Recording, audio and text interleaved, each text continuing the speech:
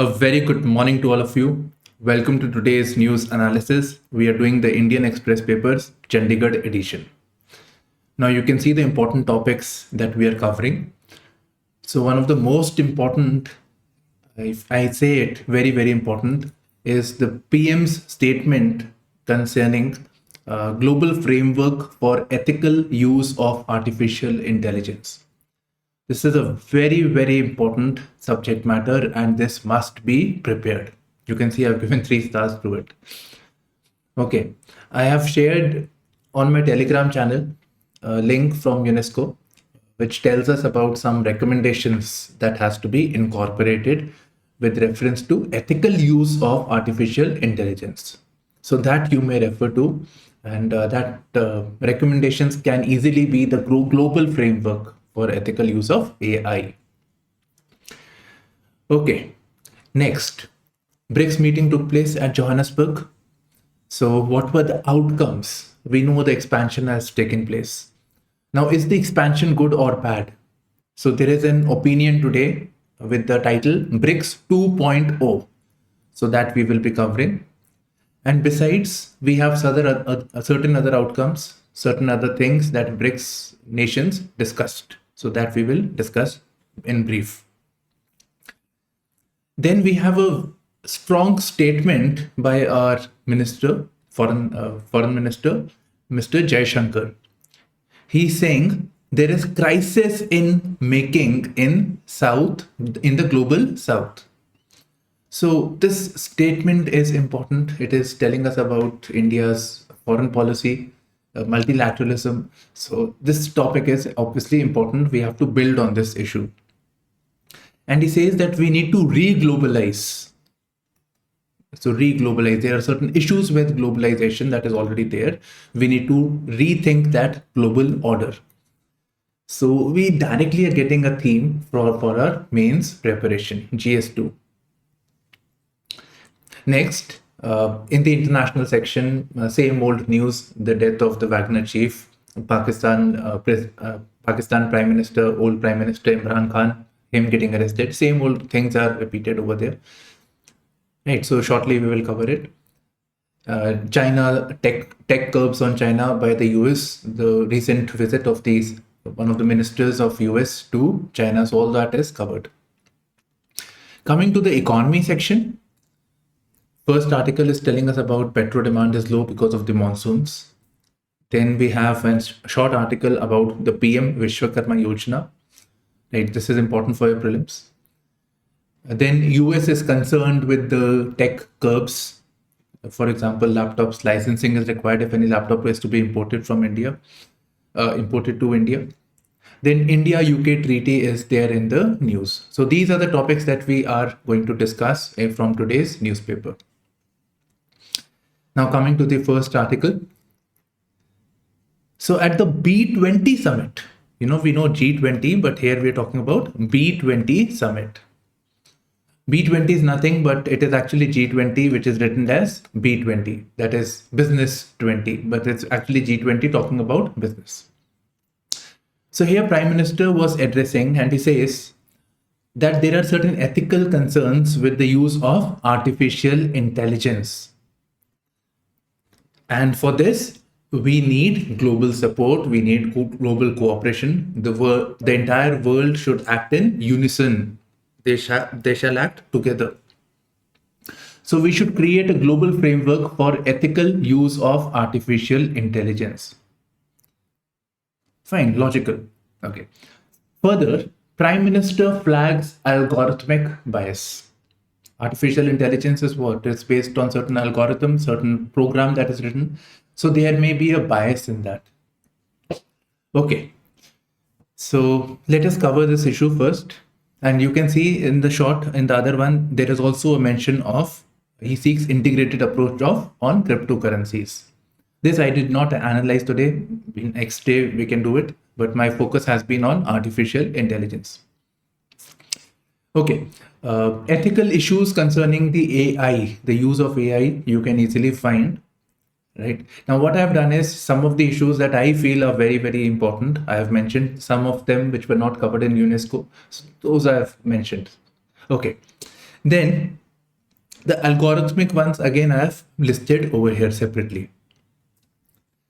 Okay, now first, ethical concerns associated with artificial intelligence. So ones that we commonly see that I'm mentioning. The issue of copyright infringement. For example, we have ChatGPT, right? So which can collect data from anywhere, write articles for you.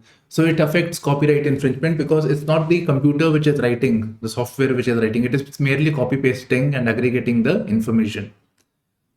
So it leads to copyright infringement. There is a concern associated with it. Okay. Now we can also say artificial intelligence may lead to job loss, right? So it may lead to unemployment also. In fact, even creative jobs may get affected. For example, video editing, sound editing. So creative jobs may also get affected by this. Something that really concerns me in person, and I think it should be to you also, the issue of deep fakes. Right. So you can have a dialogue, you can have a song, for instance. So you have the lyrics of the song. It can, artificial intelligence can knows how a particular singer sings, and it's, we can have songs in different voices of that singer. So that can be done. We can have something been said by somebody, wrongly attributed to him. So those videos are there. In my face, we can have Barack Obama and saying something in his own voice. So those are deep fakes, and that is very concerning. It can be used to mislead the people, and for ulterior motives, it can be utilized. Okay, deep fakes. Then the issues concerning surveillance and privacy. So those are also issues. And here I would like to mention one very common way by which artificial intelligence affects us.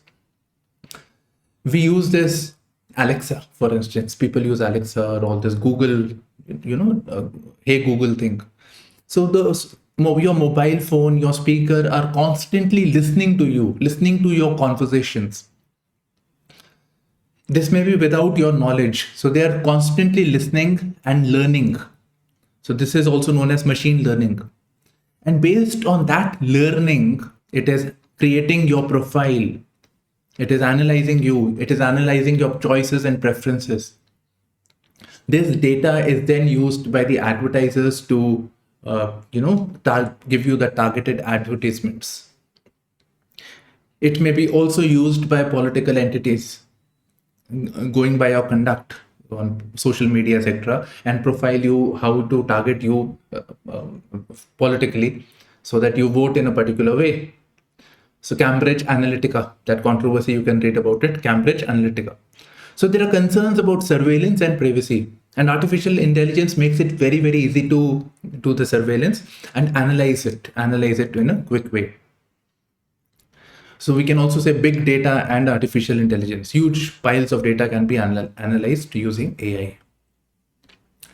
It also leads to risk of security, right? So security risks are also there. Your privacy is affected. It may be security. It can be it can be used for hacking also. Easily your passwords, everything can be tracked. So those are the concerns. Now you can get a lot of points from your UNESCO website or any other website. You can get the ethical issues of AI. I'm just mentioning a few.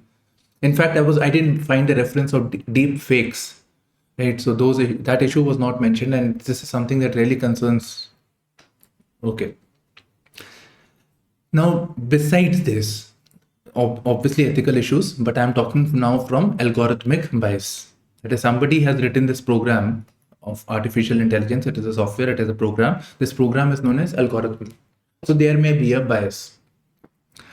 Now I know certain ethical issues. For example, autonomous cars.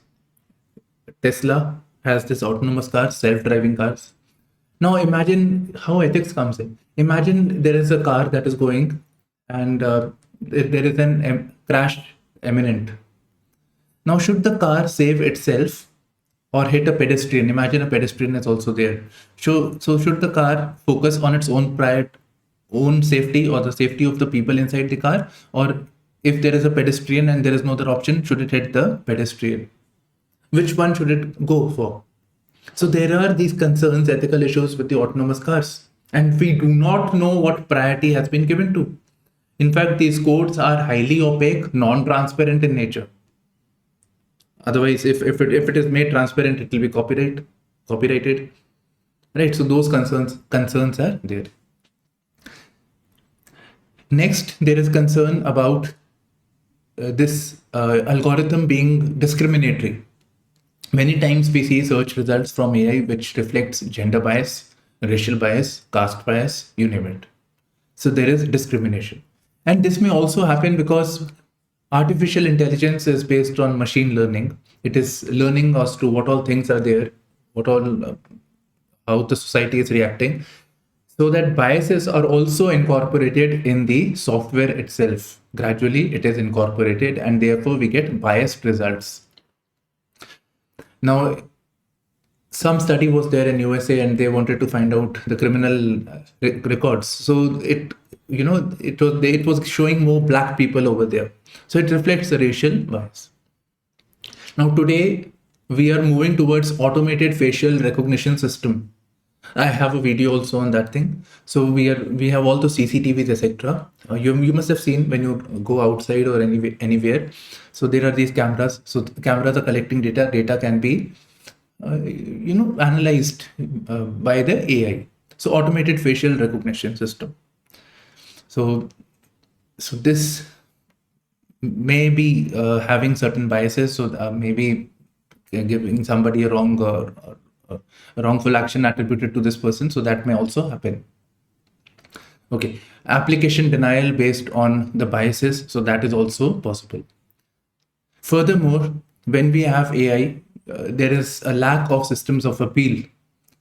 Imagine today you have a problem with your mobile connection and you want to complain, you will come across a bot which is based on AI.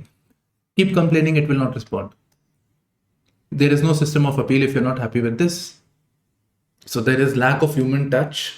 The intelligent AI, artificial intelligence, which is it's supposed to be intelligent, is not intelligent enough. So there is lack of systems of appeal. If there is a bias, if there is an issue, there is hardly any systems of appeal or hardly any systems of oversight. Okay, moving on. BRICS says, before moving forward, there is one more thing with reference to AI. Discourse on AI integration. So Delhi seeks to help frame discourse on artificial intelligence regulation. So this article. Now here I am basically getting some points. I have highlighted it. I have also posted these two on my Instagram channel as well. So one is, it is saying is that there should be an statutory authority in India. For India alone, there should be a statutory authority which will regulate the use of artificial intelligence. And this shall be done on a risk-based framework. Fine. Risk-based framework, these terms can be incorporated. Besides, they are saying that India should prioritize on collaborations with international agencies for responsible use of artificial intelligence. Now, we can also say that we should have we should have laws regulating the AI. Now, in this context, we have recently introduced the Digital India Bill. So this Digital India Bill can have relevant provisions for artificial intelligence. So these can be incorporated.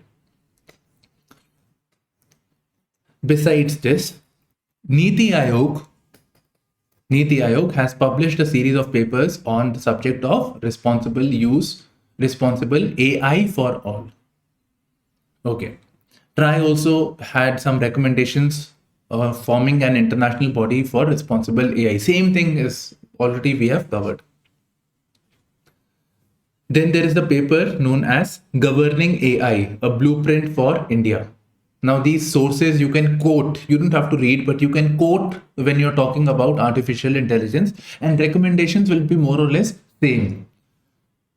Right, so in your answer writing, you can incorporate these points in answer writing or your essay writing, because even here there is hardly any mention. Okay. Now, when we talk about the governing of AI, how are other countries responding? Other countries normally act as a benchmark for, those who have already acted. They are a benchmark. We can follow their path. So we see certain variations over here. So first is European Union.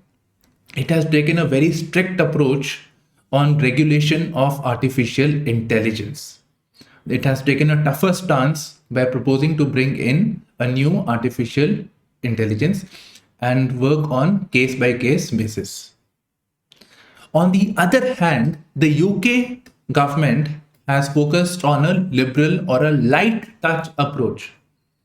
That is, let people do what they want to do. No issues. If we find an issue, then we will intervene. Fine. If there is an issue, then only we will intervene. Otherwise, keep doing what you want to do. So that is in best interest of moving forward. Okay. So light touch approach, minimal intervention. USA has proposed to bring in an artificial intelligence bill of rights, which will aim to regulate artificial intelligence. There is no mention if it is a strict approach, tough stance, or a light touch approach.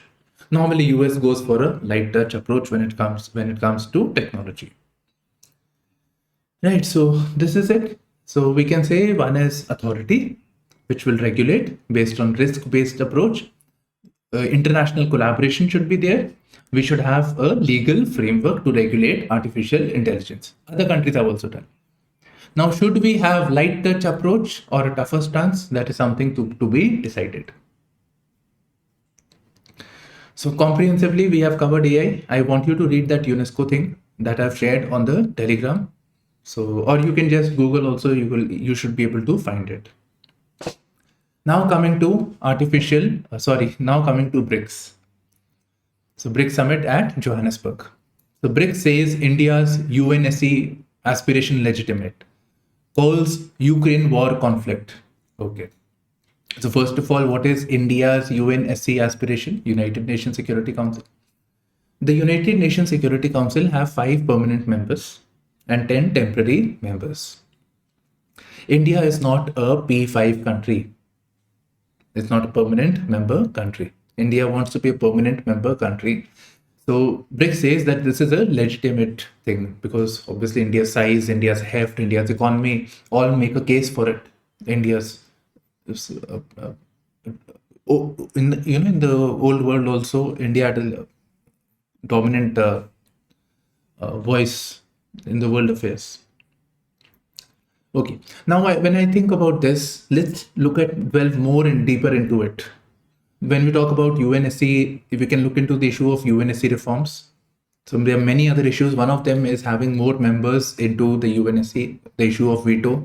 So, right, so those issues are separate. Those issues can also be dwelled into. And talking about the expansion of the UNSC, it is not just India. There are other countries also which want to be the part of the UNSC, become permanent members in the UNSC. So there is the G4. So there are these G4 countries who want to be the part of your United Nations Security Council as a permanent member. So this includes Brazil, Germany, India, Japan. Now it is not very difficult to memorize this. You see, India is not a permanent member. We know this. Right? So India wants to become, so one of the members is India. Germany and Japan were Axis powers during the Second World War. So they were left out of the P5. They say that we also want to become. And since India is coming, Brazil also wants to come. It's a similar country, but in Latin America, South America. Okay. Now, if there is a G4, if there is a body that makes a case for each other to become a member of the P5, there is a group of people who are against it. This is known as Uniting for Consensus and nicknamed as the Coffee Club. By the way, this was asked in Prelims 2016, 2016. Now, who all are the members of the Coffee Club? So Pakistan has to be there since India is part of G4. So Pakistan is there. So it is having Pakistan, Mexico, Egypt, and Italy. Besides this, there is African Union. So African Union was also mentioned in one of these areas. Okay, then there are these countries known as Canada, Spain, Turkey, Argentina, and Malta. So they are also part of your uniting for consensus. Okay, African Union, you can verify, right? So this is it. So we have covered one issue of the BRICS, that is UNSC expansion, and we digressed a bit and discussed about the G4 and the Uniting for Consensus, which is known as Coffee Club. Now, besides this, there was something interesting that took place at the BRICS. There was no mention of Afghanistan. Very important issue, but it was not mentioned this time around. Rather, the emphasis of the BRICS was on the world economy, the new development bank, right? So they were talking about those issues and how we can get past it. Besides, they discussed upon the Ukraine-Russia war. Now you can imagine none of them would actually outrightly criticize Russia, because Russia is part of BRICS, plus India doesn't do it. China is a close friend of Russia. So they took a neutral stance. I mean, not a neutral, but yeah, true. They didn't call out Russia, but it is just a matter of concern. That's all. So not much now. 6 hours, more than 6 hours of sleep is required. So yeah, so if you like sleep, please do sleep. Okay, conditions not good. Landslide affected areas, right? We have seen those horrific videos on social media also.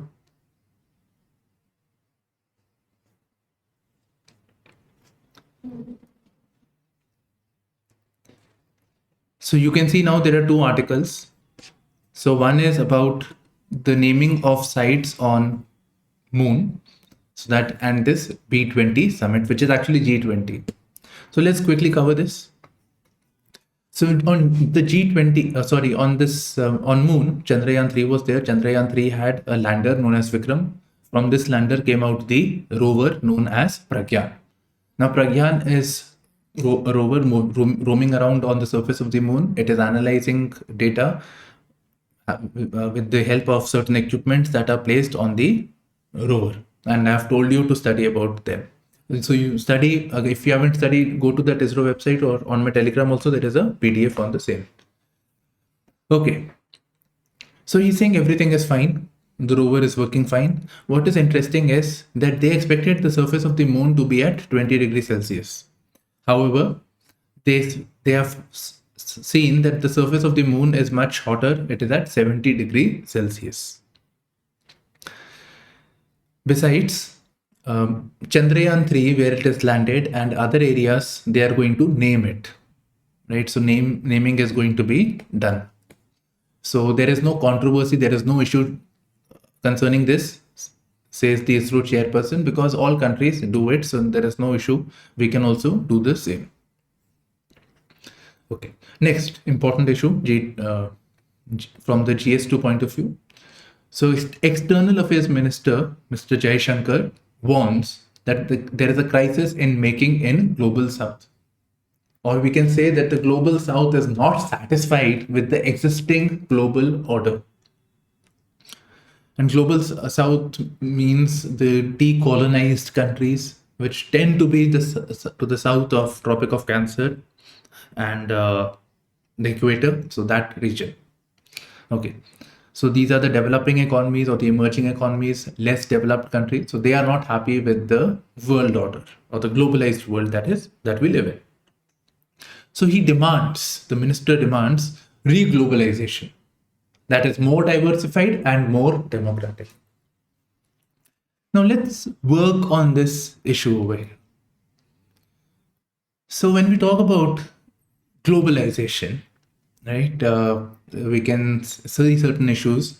We have this multilateral institutions like IMF, World Bank, World Trade Organization.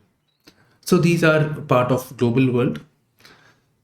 We see that there is a need for reforming this. We see that there is a bias in favor of the West. There is a favorable treatment towards them. And it tends to promote the ideas of democracy and all those things. If you want funding, you have to privatize, open the economy. So their ideology is tended to be imposed upon. Okay. And even if you look at the United Nations Security Council permanent five, who are the P5 countries? The Western, the people from the global North. The global South does not have a voice only. So this is a matter of concern. It furthers its own interest. So the global South is not satisfied with it. Their representation, their voice is not heard. Okay. Then there are these multilateral agreements, right? Blocks are there. So there again, it is designed in such a way. It is, most of them are the ideas of the US. It is designed in such a way that it favors the West at the cost of the lesser developed countries. Now, in this thing also, for example, healthcare, it focuses on intellectual property rights. It favors on high cost of medicine rather than providing medicines to the people. So it is designed to benefit the Western bloc, their ideas. Then these countries, obviously the rich countries, they give out loans to the lesser developed countries. The arrangements are opaque. It is designed in such a way that these countries would fail, including China, actually, the way they finance. So it leads to trapping them into debt, and then making them do things that they will not be comfortable with, seeking concessions from those countries. And overall, we could say, these are my points. Overall, we can say that this is leading to neo-imperialism, the new age imperialism. Right. Now we do not have imperialism in the form of annexations and conquest, nor do we have the colonization as the British did with the world. But we are in the new age that is by means of culture, by means of international institutions, multilateralism. The developed bloc is trying to take over developing countries, trying to control them, trying to regulate them.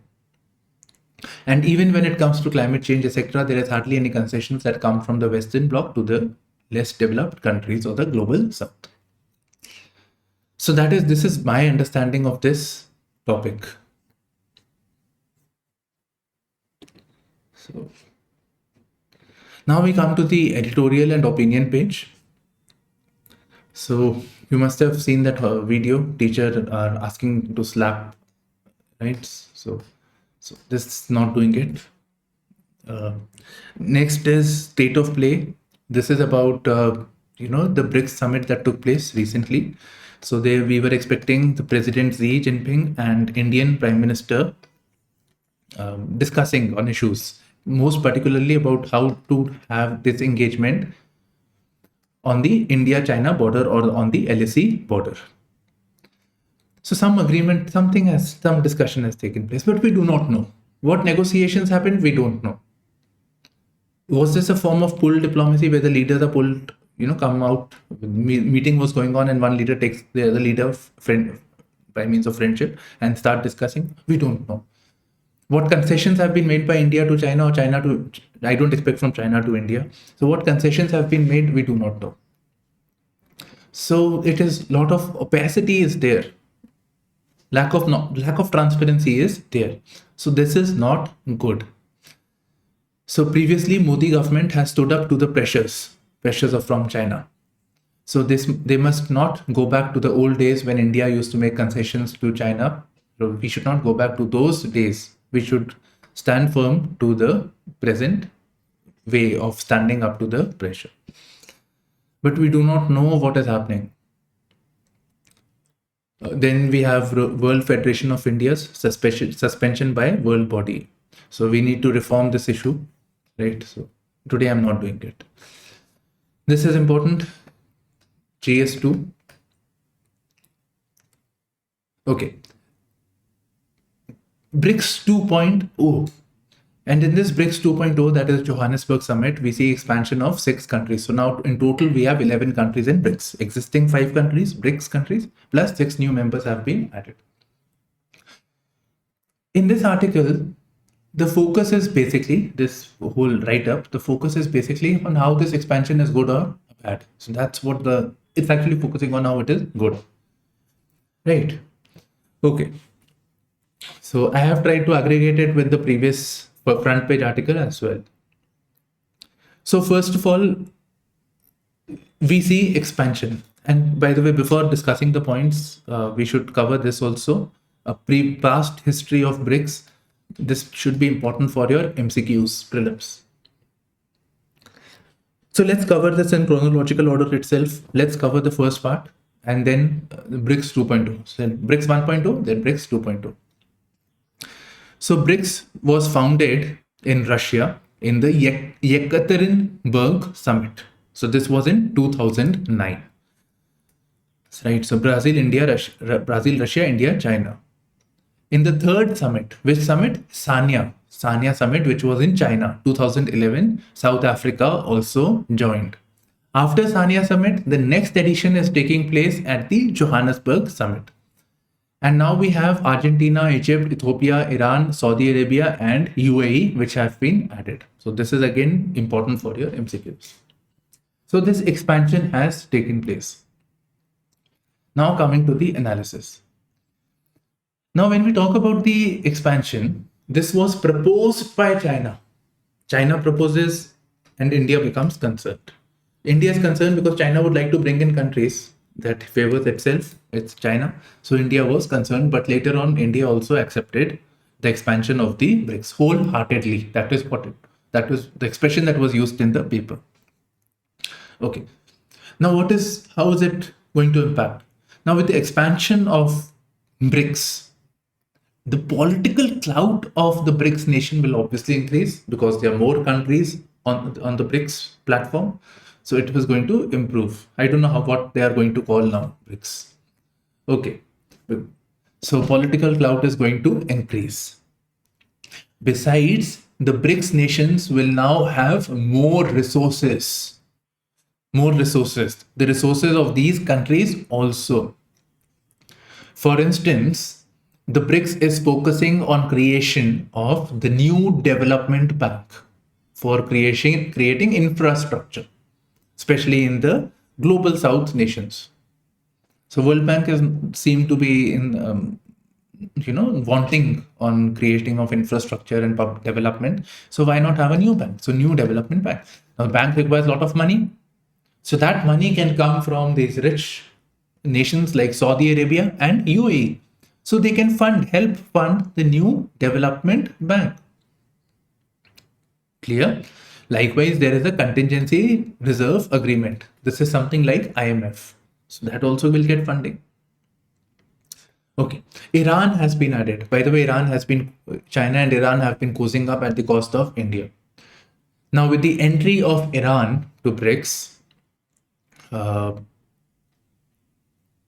it will help regional connectivity.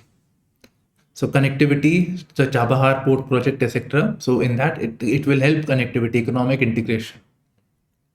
And from Iran's point of view, Iran has been reeling under sanctions. So they're likely to be able to offset those sanctions. Okay, connectivity. Now let me mention some connectivity projects. So Chabahar port project can be linked with the north-south transport corridor. So that is one thing. Or it can be linked with the Ashgabat agreement. So these are certain connectivity initiatives connecting South Asia to Russia, right? So south to north-south transport corridor. So that's how it goes. Okay, Ethiopia has been added. So Ethiopia is in East Africa, so it gets access to East African countries. So that is good in general, right? We get access to African nations, so we have a foothold over there now. Okay. Argentina has been added. Argentina is a Latin American nation, right? And Argentina has close ties with Latin nations like Portuguese, etc. So that maybe in future, who knows, we can go to Europe also. So Argentina, as well as Brazil, they have a lot of resources. In fact, Argentina means silver, Argentine. Okay, so those are the benefits. Moving on. World issues. So we will have more clout, political clout. We will be able to forcefully talk about the world issues, UNSC membership, world economy, Ukraine war, which we covered in the next previous front page article. Then there we are talking about a common BRICS currency. So this is part of the agenda of BRICS 2.0. These are not part of expansion. It's just that common currency in BRICS 2.0. That's it. That's it. So these are the priorities of BRICS 2.0. Okay. We have a debate on basic structure. I'm not doing it. Actually, I have static content that I've already prepared for basic structure. So there we will do it. Coming to the international section, Russia confirms Prigozhin is dead. Okay, so he was the chief of Wagner Group. His plane had crashed. And interestingly, it happens after he revolted against the President Putin. US Commerce Secretary is equivalent of a minister, of Indian minister, arrives in China for talks on trade boost. Okay, so let's briefly cover this. China and USA have been having a trade war ever since the time of President Trump. And there has been more and more of tensions, not just with trade, but other issues also. For example, South China Sea, etc. Spying, China was seen spying on US. Now, recently, the US is really concerned with the rise of China, especially in the technology domain. the US is the leader of technology. It is concerned that China may be, having access to the US technology. So it said that, see, from now on, we are not going to supply access high-end technology, semiconductors, etc. to China. We are not going to do it. This has really shaken up China. So China is now receptive to anybody from US coming to it. So now Commerce Secretary is coming up. So maybe that ban that is there, the curbs that are there on China, that may be eased. And that is what China is hoping.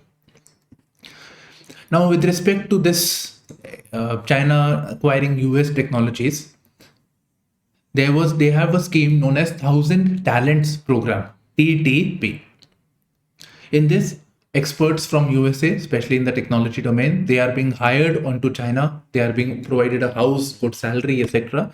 They'll be providing their technological competence to China and Chinese companies. Now, there was concern among US with reference to TTP. So they have stopped this TTP, but rather now they are calling it as Kunming. Kunming means enlightenment. So it's basically hiring, all those things is going on, but they are now not informing anybody. It is not in public domain. Secretly, they are doing it. This thing was there in news, and I was wondering what, Imran says, lost diplomatic cable. So what diplomatic cable would a non-PM have? So this diplomatic cable is nothing but a document.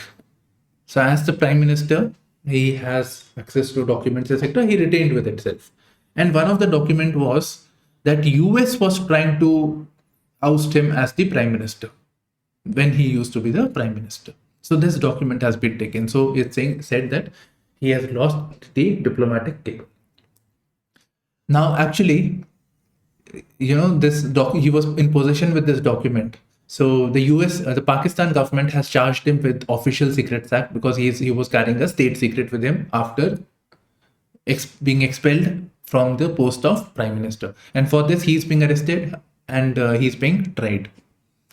Zimbabwe has had an election and the previous president again won the election. How indigenous techniques saved community from wildfires. This is about wildfires in Canada.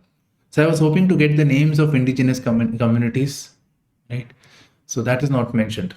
So what practice was there was, recently we are having a lot of wildfires, and these are not really a bad thing. It helps in regeneration of the forest and all. So, it helps the forest grow. But these days it is expanding at a very fast pace. So the indigenous communities that used to live, they had certain techniques of stopping this fire. So one of them was creating a fire prevention zone.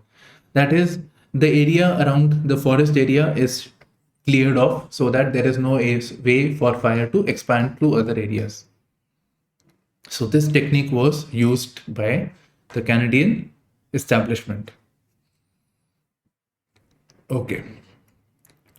Uptake in petroleum exports help refiners maintain high run rates. High run rates would mean high volumes, right? So we have refined and we do export a lot of oil. In fact, that is the largest commodity, the largest of anything that we export. Okay. Now it says rains dampened India's domestic petroleum demand. I was thinking how. So here it is explained. So traditionally, because of rains, monsoons, people don't like to move. Petroleum is used in cars, etc., automobiles. So because of this, the demand for fuel has come down. That's it. This article is basically, I was interested in stock market, so I was reading about this. So basically saying that India is expected to be a $5 trillion economy, means it is going to be a big economy. So it is going to be attractive for foreign capital. So we are going to have a stable supply of FDIs and the FIIs. So that's the only thing actually of attraction to us. And the other thing that he says is, he's an obviously from investor point of view, but it's important from economy also. See, when we talk about capital formation in an economy, so capital formation or investments being made. So how will investments be made in the economy? When we have surplus capital, surplus money, that we invest, right? Invest in creation of infrastructure, whatever. So that capital will come only if people save. Now government is providing it, but ideally this money should come from the public, right? So public should be investing in this. So this will happen when people are saving money. So it is expected that 20 to 25% of the money that people earn will be saving, and if they'll be saving, they'll be investing it else somewhere. So we get how much as percentage of GDP we save. So it is 20 to 25%. So this is the expected saving rate. US concerned about India's import curbs on tech devices. So yeah, so recently India announced that any technology that is coming, any laptops, etc., there has to be a licensing requirement with immediate effect. So this obviously affects people who supply foreign markets that supply us electronic devices. So they have expressed there. Hopefully India will be able to address it. Government calls meetings of states, bank officials on PM Vishwakarma Day. So this is with reference to the Prime Minister Vishwakarma scheme. So let's read about it. So PM Vishwakarma scheme is a scheme which will aim at providing employment to people in traditional crafts. So there are about 19 crafts that have been identified, like cobbler, barber, etc. So they will be supported. So it will focus on skill development. So skill development, plus it will provide short-term capital or funding to these people. So for this, we need the support of bank officials, etc. Now this scheme is being implemented by 3 ministries. So we have Ministry of MSME, Skill Ministry, right? So we have in total 3 ministries, and Finance Ministry. So MSMEs, Skill Development, and Finance Ministry. So 3 ministries are there. And obviously states will implement it at a much, that's a given, and that's understood. Okay. So this is it from today's news analysis.